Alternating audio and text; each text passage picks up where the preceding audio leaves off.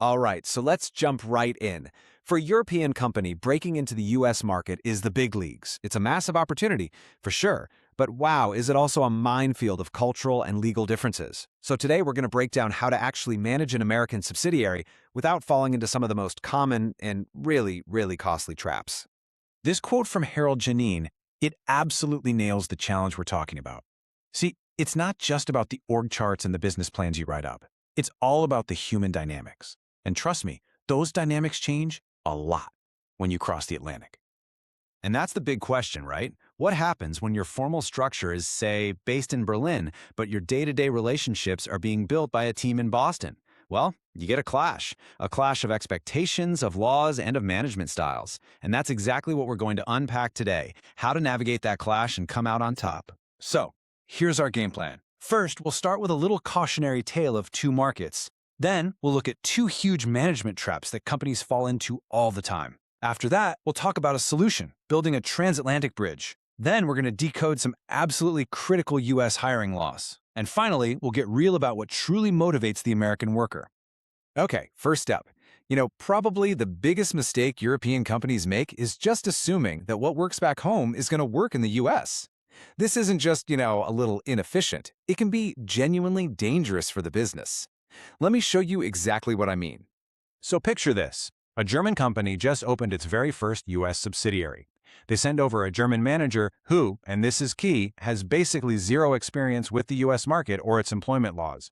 So they interview for a big sales job, they make their choice, and then one of the unsuccessful candidates emails asking for a bit of feedback. Seems harmless, right?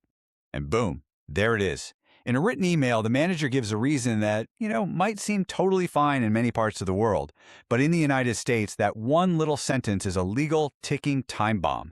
So what happened next? You guessed it, a lawsuit, alleging discriminatory hiring practices. The result was a massive settlement that just drained the new subsidiary of cash, right when it needed that money the most. For a new operation, a blow like that could be a knockout punch. So here's the absolute bottom line.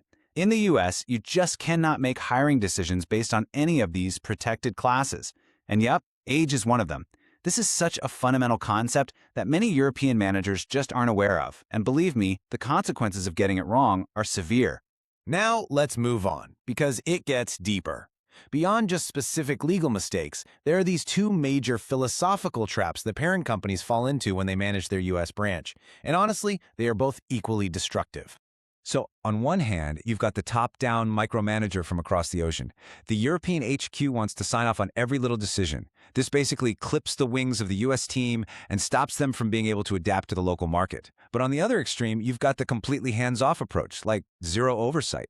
And that can lead to a whole different kind of disaster. And when I say disaster, I mean it. Here's another real-world story for you.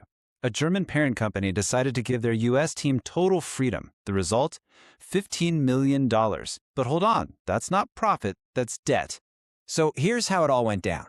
The US subsidiary kept buying products from the parent company in Germany and selling them to American customers. Sounds great, right? The problem was they never paid the parent company back. Without any oversight at all, the local US management was basically using the revenue like it was their own personal piggy bank. This put the parent company in just a terrible position.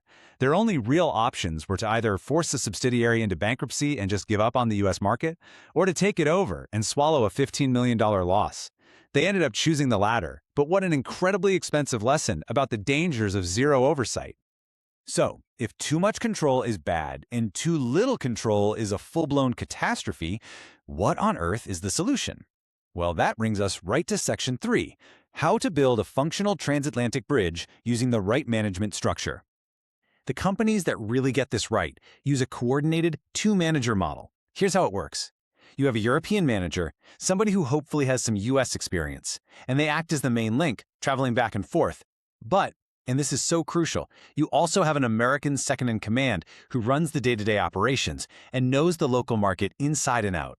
What this does is it creates a balanced arm's-length relationship. It's not top-down, and it's definitely not zero oversight. It's a real collaboration.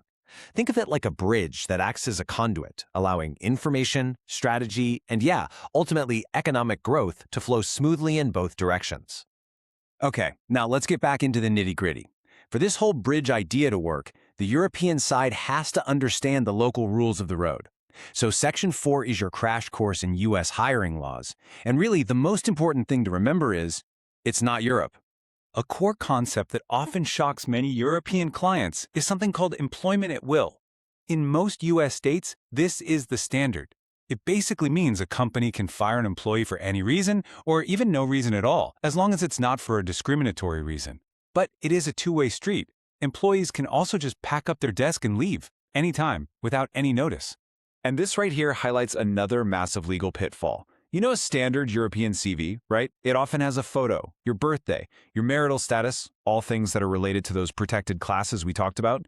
In the US, a resume should only contain skills and professional experience. Period.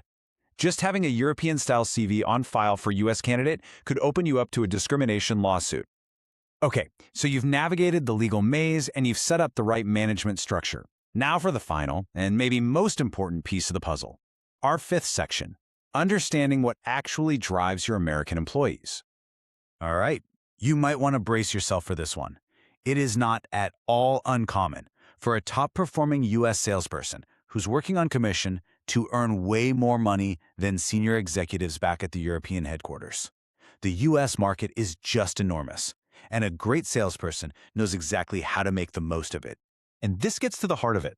While European candidates might weigh things like vacation days or other benefits more heavily, you really need to understand this. In America, for the most part, salary is king. It's the number one motivator and the single biggest factor in attracting and keeping top talent. And this leads to such a crucial piece of advice. So many European companies try to cap sales commissions because they think they're saving money. In the US, this is a huge mistake. A salesperson chasing a massive deal is motivated by that potential commission. If you put a cap on it, their reason to go that extra mile just disappears once they hit the ceiling. You're not saving money, you're actually costing yourself growth. So all this brings us to the final takeaway. Look, entering the US market takes more than just a great product. It takes real adaptation. The question you have to ask yourself is, are you truly prepared to change your management style, your hiring practices, and your whole philosophy on compensation? Or are you going to risk becoming just another cautionary tale in the world's most competitive market?